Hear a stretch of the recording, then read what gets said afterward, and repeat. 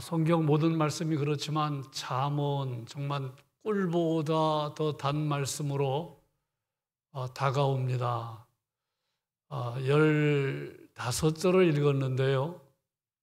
너무나 풍성해서 그 모든 말씀을 가지고 우리가 나눈다면 많은 시간이 요할 정도입니다.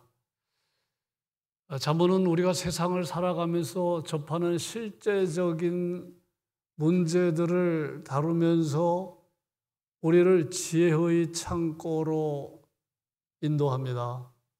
그래서 잠언을 우리가 읽으면 나도 모르게 지혜가 점점 많아지는 것을 느끼게 돼서 얼마나 귀한 말씀인지 몰라요. 오늘 말씀을 묵상하면서 떠오르는 단어는 절제입니다. 절제의 지혜를 오늘 말씀은 우리에게 가르칩니다. 우리 절제에 대해서 처음 듣는 이야기가 아닌데 절제가 무엇입니까?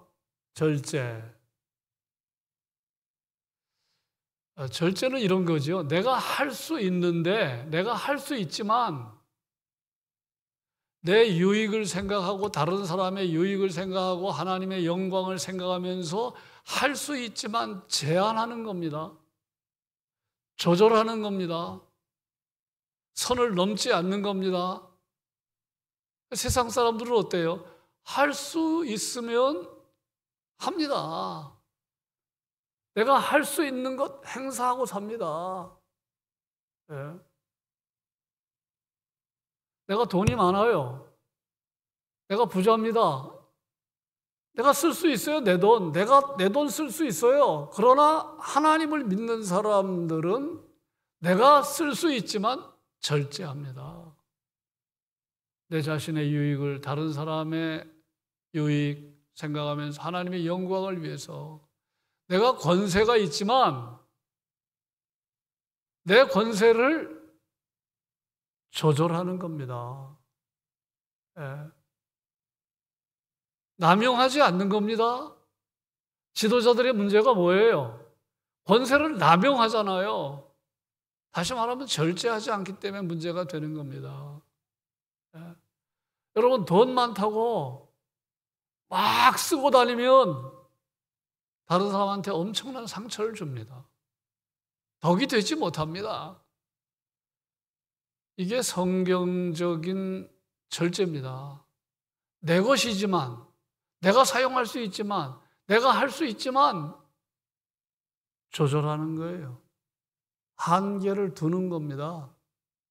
제한하는 겁니다.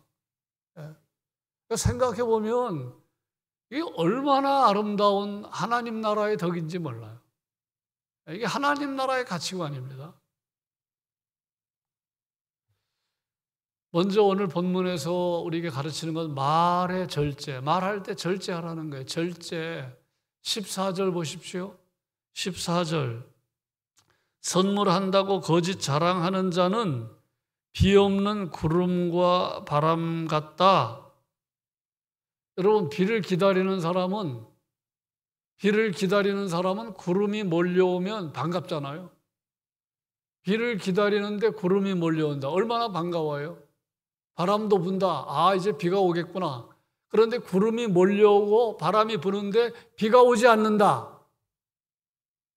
이건 오늘 본문의 문맥에서 말이 앞서는 겁니다. 행동이 따르지 않는 거예요. 구름이 몰려오고 바람이 불어서 잔뜩 비를 기대했는데 비를 동반하지 않는 겁니다. 그러면 사람들이 실망하잖아요. 그러니까 비 없는 구름과 바람은 말이 앞서는 거. 말이 앞서는 겁니다.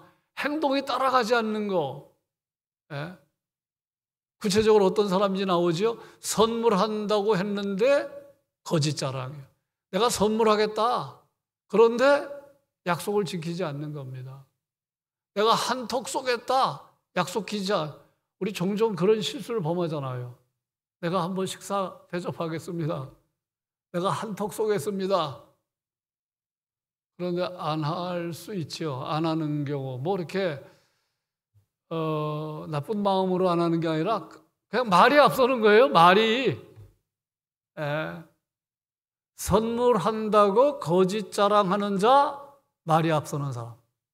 그 사람은 비 없는 구름과 바람 같다? 의미는 말이 없어. 말이 앞서는 거예요.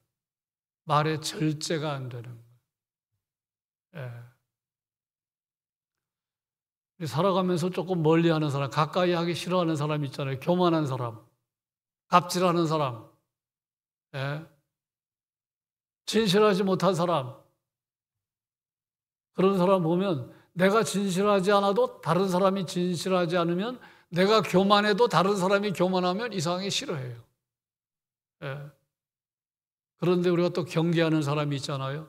말과 행동이 일치하지 않는 사람. 말과 행동이 일치하지 않는다는 말은 말을 바꾸면 말이 앞서는 겁니다. 말의 절제가 안 되는 거예요.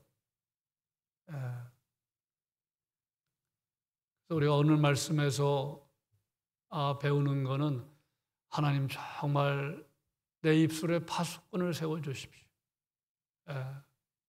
오늘도 수만 마디 말을 하고 살 텐데, 오만 가지 생각하고 수많은 말을 쏟아내며 살 터인데, 하나님 말이 앞서지 않게 해주십시오. 우리가 살아가다 보면 예, 아니요를 말할 때가 있는데, 예수님은 과장하지 말라고 그랬어요. 그냥 예면 예, 아니면 아니요. 그 앞에 뭐 내가 절대로 안 하겠다, 그런 거 붙이지 말라는 거예요. 인간이 그렇게 말에 책임을 질 수 있는 위치가 아니라는 거예요. 그냥 예면 예, 아니면 아니요, 옳으면 옳다. 예? 그 정도로 끝나야 되지. 예? 내가 약속 안 지키면 손에 장을 지지겠다. 예? 저는 그 정치인이 생각나요. 어떤 두 명의 정치인이 생각납니다. 그런 말 했던 사람. 예. 그래서 말의 절제가 잘 되기 위해서 과장되게 말하지 않는 거, 이게 중요합니다. 과장되게 말하지 않는 거. 예. 좀 말에 많은 걸 좀 꾸미지 않는 거, 뭐 지나치게 말하지 않는 거. 그 다음에 말이 앞서지 않는 거. 여러분, 지도자가 왜 어려운 자리입니까? 본인의 의사와 상관이 없이 말을 많이 하는 자리잖아요. 지도자는 말을 많이 하는 자리입니다. 그럼 사람들은 뭘 주목해요? 말과 행동이 일치하는지 주목하잖아요. 그래서 어려운 거죠. 저의 요즘 기도 제목은 설교한 대로 살게 해 주십시오. 하나님, 설교한 대로 살게 해 주십시오. 그래서 첫 번째 다루고 있는 것은 말의 절제입니다. 15절입니다. 15절. 오래 참으면 관원도 설득할 수 있나니 부드러운 혀는 뼈를 깎느니라. 자, 앞에는 뭘 얘기합니까? 오래 참는 거. 오래 참는 게 이게 얼마나 능력이 있는지, 어떤 상황인지는 모르지만 오래 참아서 관원을 설득한 경우를 다루고 있습니다. 참는 것의 능력, 부드러운 혀가 뼈를 꺾는다. 온화한 거, 온유의 능력, 인내의 능력, 온유의 능력을 말하는데, 절제를 묵상하면 절제 자체가 인내잖아요. 여러분, 절제한다는 거죠. 어떤 사람이 절제를 잘하는 사람이 있으면 그 사람은 인내하는 사람, 막 쏟아내지 않는 거잖아요. 그러니까 절제 자체가 인내입니다. 그리고 절제한다는 것 자체가 온유함입니다. 그러니까 인내와 온유는 절제와 통하는 거예요. 통하는 겁니다. 15절은 인내가 얼마나 능력이 있는지, 오래 참으면 관원을 설득한다. 온유가 얼마나 능력이 있는지, 부드러운 혀는 뼈를 꺾는다.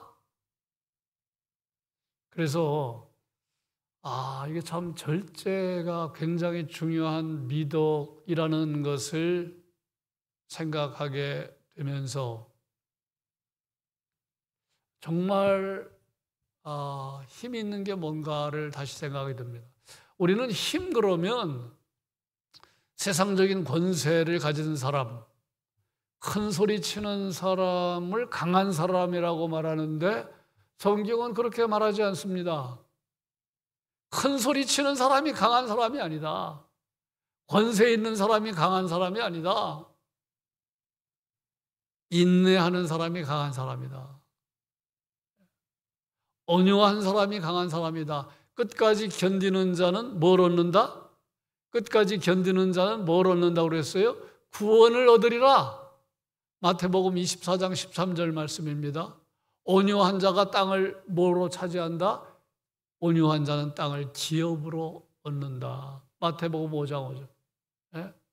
여러분, 온유한 자가 땅을 차지한대요. 끝까지 견디는 자가 구원을 얻는데요. 그러니까 인내가 얼마나 힘입니까? 온유가 얼마나 힘입니까? 예? 온유한 사람이 결국은 하나님 나라의 주역이 된다. 그런데 이렇게 위대한 인내와 온유도 절제하는 사람이 얻는 열매라는, 절제하는 사람이 얻는 열매입니다. 지난주에도 말씀을 드려서 힘을 과시하는 사람이 강한 사람이 아니라 힘을 뺄 줄 아는 사람이 강한 사람이에요. 힘을 남용하는 사람이 강한 사람이 아니라 힘을 바르게 사용하는 사람이 강한 사람. 첫 번째는 말의 절제고 두 번째는 음식의 절제를 또 가르칩니다. 16절 같이 읽으실까요? 너는 꿀을 보거든 조카리만큼 먹으라. 과식함으로 토할까 두려우니라. 이 말은 음식의 절제가 필요해요. 옛날에는 꿀이 귀했잖아요. 꿀이 귀했는데 아무리 귀한 꿀이라고 해도 적당하게 먹으라는 거예요. 적당하게 먹어라. 과식하지 말라. 표준 세번역은 꿀을 발견하더라도 적당히 먹어라. 과식하면 토할지 모른다. 식탐을 경계하는 말씀입니다. 별의별 것 이런 말씀까지 있어요. 식탐하지 말라. 성경입니다. 식탐하지 말라. 우리 다 그런데 식탐에 죄 안 졌어요? 식탐하지요. 저는 옛날에 중국집에 가면 항상 지금도 그런 유혹이 강한데 짜장면 곱빼기. 근데 혼자 가면 곱빼기 먹지만 다른 사람과 같이 가면은 제가 절제합니다. 보통 주세요. 혼자 가면 곱빼기. 제 아내랑 같이 가도 곱빼기 주로. 근데 이제 장로님이랑 가면 보통 주세요. 고기까지는 절제가 되는데 음식 앞에 잘 절제가 안 돼요. 다 경험하잖아요. 많이 먹어서 적게 먹어서 후회하는 사람 별로 없어요. 많이 먹으면 다 후회합니다. 근데 성경은 음식을 절제할 것까지도 가르쳐 줍니다. 대한민국 국민들 대다수에게 위험이 있다는 보고서 있지요. 위험의 원인이 무엇입니까? 분명하잖아요. 과식, 불규칙적인 식사, 야식. 왜 야식하는 겁니까? 절제가 안 되니까. 그래서 모든 영역에 절제가 필요한데 음식에도 절제가 필요하다는 것을 우리에게 가르쳐 주고 있습니다. 세 번째는 관계의 절제입니다. 관계의 절제. 17절 같이 읽습니다. 너는 이웃 집에 자주 다니지 말라. 그가 너를 싫어하며 미워할까 두려우니라. 여기서 자주라는 말을 주목하십시오. 절제를 잃어버리는 모습을 보여주는 단어입니다. 절제를 잃어버리는 모습을 보여주는.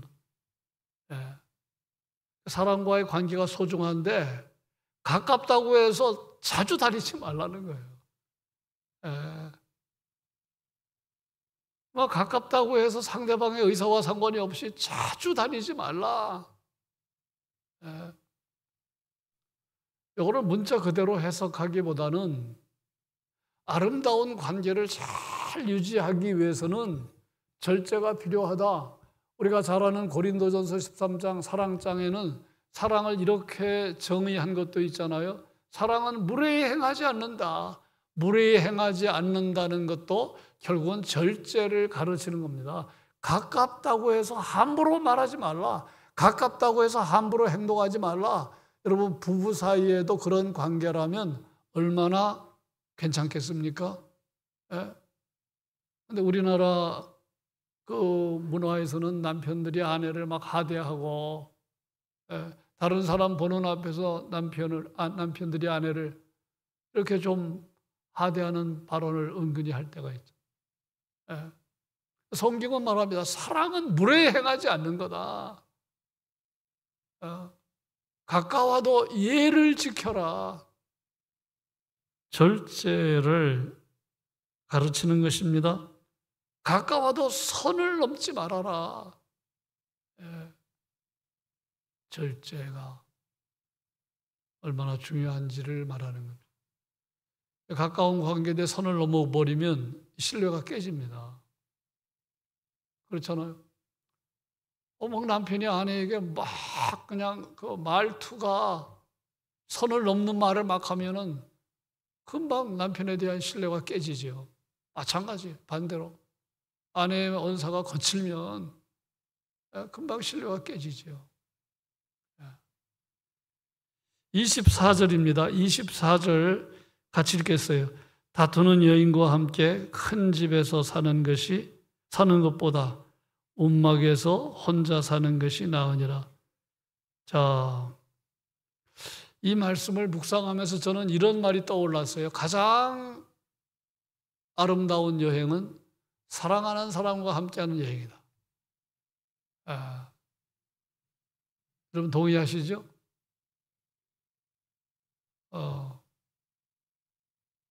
아무리 아름다운 그러한 관광지라도 내가 불편한 사람과 함께하면 그게 무슨 아름다운 여행이 되겠습니까? 가장 아름다운 여행은 사랑하는 사람과 함께하는 여행. 가장 맛있는 음식은 사랑하는 사람과 함께 먹는 음식. 관계의 중요성이죠. 다 우리가 느끼잖아요. 관계가 얼마나 중요한지. 24절은 그걸 말하는 거죠. 큰 집에 사는 게 중요한 게 아니다. 부부관계가 안 좋으면 그럼 큰 집에 사는 게 지옥이지요. 차라리 혼자 온방에 사는 게 낫다. 극단적인 표현을 했습니다. 관계는 아름다운 관계로 발전해야 되고, 그런데 아름다운 관계가 유지되려면 절제가 필요한 겁니다. 절제가 있어야 관계가 아름다운 관계가 지속이 되는 것. 이제 마지막 기쁨을 절제하는 것. 기쁨 20절입니다. 기쁨을 절제하는 것. 같이 읽겠습니다. 20절.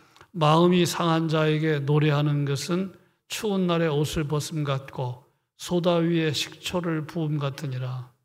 내가 기쁨이 있을 때, 내가 기쁨이 있는데 기쁨을 절제할 경우를 말합니다. 상대방은 추운 날이에요. 상대방은 너무너무 힘들어요. 그런데 내가 기쁨이 있다고 기쁨을 막 표현하고 발산하지 말라는 거예요. 지금 내 앞에 있는 사람은 추운 겨울을 맞이했어요. 그런데 내가 기쁘다고 막 기쁨을 표현하면 추운 날에 옷을 벗기는 것과 같다. 소다 위에 식초를 붓는 것과 같다. 표준세 번역은 상처 위에 초 뿌리는 거다. 상처 위에 초 뿌리는 거다. 그래서 기쁨을 절제하라, 절제하라. 예. 수능 결과가 발표되었는데 내가 좋은 점수를 얻었어요. 내가 원하는 대학에 진학했어요. 근데 옆에 친구는 그렇지 못해요. 옆에 친구는 여러 가지 결과 때문에 힘들어합니다. 그럴 때는 기쁨을 자제하는 게 맞는 거죠. 초상집에 가서는 목소리가 좀 작아져요. 초상집에 가서는 웃는 거 삼가해야 돼요. 예. 아무리 나이 많아도, 연세가 많아서 돌아가셔도, 예수님 믿고 돌아가셔도 세상 사람들 호상이라고 말하는데 틀린 건 아니지만, 그럼에도 불구하고 사랑하는 가족을 여의었다고 하는 건 상실감이 있잖아요. 상실감. 초상집에 가서 큰 소리를 말고 떠들고 막 웃고, 우리 그런 경우 있잖아요. 절제가 필요한 거죠. 바울이 로마서 12장 15절에서 우는 자들과 함께 울라. 맥을 같이 하는 말씀이죠. 우는 자들과 함께 울라. 나는 지금 기쁨이 있어요. 나는 지금 나는 울 이유가 없어요. 그럼에도 불구하고 다른 사람이 운다면 절제하라는 것입니다. 자, 여러분, 절제하면 내가 유익합니다. 다른 사람에게 유익이 돌아가고 하나님께 영광이 돌아가고, 이것이 하나님 나라 백성들의 가치관이고 하나님 나라의 모습임을 우리에게 가르칩니다. 그런데 성경은 뭐라고 말합니까? 절제는 성령의 열매다. 우리가 노력해서 되는 게 아니에요. 성령의 열매입니다. 9가지 열매 가운데 하나가 절제입니다. 그래서 하나님, 성령님 내 삶의 주인 되어 주십시오. 성령께서 주인 되는 삶을 살 때 우리는 아름다운 절제의 열매를 경험하게 되는 겁니다. 우리가 할 수 있는 건 기도하는 겁니다. 하나님, 성령 충만하게 원합니다. 성령께서 내 삶의 주인이 되어 주십시오. 우리가 죄 가운데 있으면 성령 충만할 수 없습니다. 우리 자신을 돌아보고 끊임없이 회개하는 삶을 살 때 성령의 역사를 우리는 기대할 수 있습니다. 그런 은혜가 우리 모두에게 있기를 바랍니다. 한 줄 기도문, 하나님 절제의 모습이 하나님 내 삶의 모든 영역에 임하게 해주십시오. 말의 절제가 있게 해주십시오. 음식의 절제, 관계의 절제, 하나님 기쁨도 절제할 줄 알게 주십시오. 성령께서 내 삶의 주인이 되어 주셔서 성령 충만함으로 절제의 열매를 얻기 원합니다.